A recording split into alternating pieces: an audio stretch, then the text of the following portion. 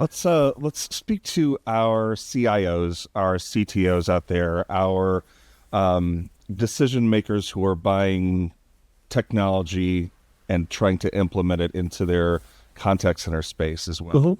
I know you recently worked with Zoom and you put together a report about, is your contact center future ready?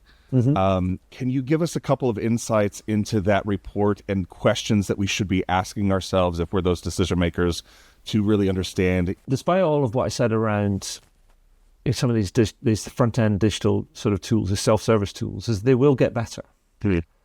So we will get better at learning about them, we'll get better at implementing them, and the technology itself will get better.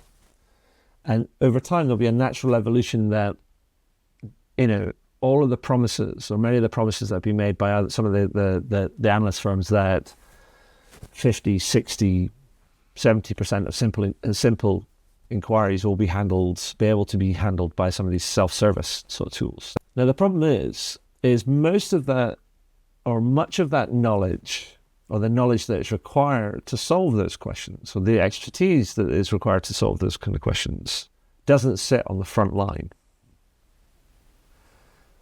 Much of that will sit in the back office or the middle office or in other systems or other teams or whatever it might be.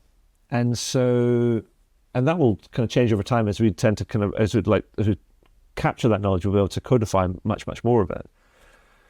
So I guess my question would be for CIOs is that there's two things. One is make sure your self-service tools are fit for purpose. Make sure that you understand people's queries. Make sure that you're making it easy for people to answer some of the simple kind of questions.